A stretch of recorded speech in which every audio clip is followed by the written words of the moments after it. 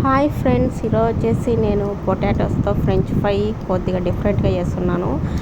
ఈ ఈ పద్ధతిలో చేసింటే, ఈ ప్రాసెస్లో చేసింటే కనుక పిల్లలు చాలా ఇష్టంగా తిన్నారు. ఎంత ఇష్టంగా తిన్నారంటే అంత ఇష్టంగా తిన్నారు. నాకైతే గుడ్ ఐడియా అనిపించింది. ఈవినింగ్ పిల్లలకి స్నాక్స్ కింద ఇవి చేయొచ్చు. కొత్తగా ట్రై చేసినాను అనమాట. స్వీట్ కార్న్ పకోడీ, తర్వాత చికెన్ పకోడీ ఇవన్నీ ట్రై చేసిన తర్వాత ఇది కూడా ఆ ప్రాసెస్లో ఎందుకు చేయొద్దు, ఆ ప్రొసీజర్లో ఎందుకు చేయొద్దు అనేసి నేను ట్రై చేసినాను. చాలా కొత్తగా అయితే ఈజీగా కూడా అనిపించింది నాకైతే.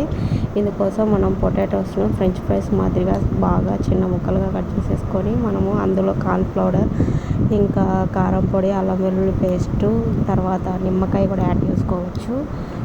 కొద్దిగా పెరుగు ఉంటే పెరుగు కూడా యాడ్ చేసుకోవచ్చు. గరం మసాలా, తర్వాత కబాబ్ మసాలా, ఇంకా వచ్చేసి బిర్యానీ మసాలా, ఇవన్నీ మనము ఏ మసాలాలు ఉంటే అవన్నీ లైట్గా కొద్ది క్వాంటిటీలో వేసుకోవాలి. ఎందుకంటే ఎక్కువ క్వాంటిటీలో వేసుకుంటే మనకు వచ్చేసి హెల్త్ ఇష్యూస్ రావచ్చు. సో మసాలాలు అనేవి చాలా వరకు తగ్గించమని అందరు చెప్తున్నారు. కాబట్టి అన్ని మసాలాలు ఫ్లేవర్స్ తెలిసే విధంగా కొద్దిగా మనము యాడ్ చేసేసుకొని ఇలా ఫ్రెంచ్ ఫ్రైస్లో మనము బాగా నేను వీడియోలో చూపిస్తున్న విధంగా మొత్తం కలుపుకొని ఒక్కొక్కటిగా డివైడ్ చేస్తూ ఒక్కొక్కటిగా వేసుకుంటే మనకు డివైడ్గా వచ్చేసి మనకు రెస్టారెంట్లో తిన్న, హోటల్లో తిన్న దానికంటే కూడా ఇంకా చాలా బాగా వచ్చింది. నాకే అసలు ఆశ్చర్యం వేసింది. ఇంత మనం చేస్తూ ఉంటే న్యూ ఐడియాస్, న్యూ వెరైటీస్ మనము అవే మైండ్లో మనకు థాట్స్ అనేవి వస్తూ ఉంటాయి.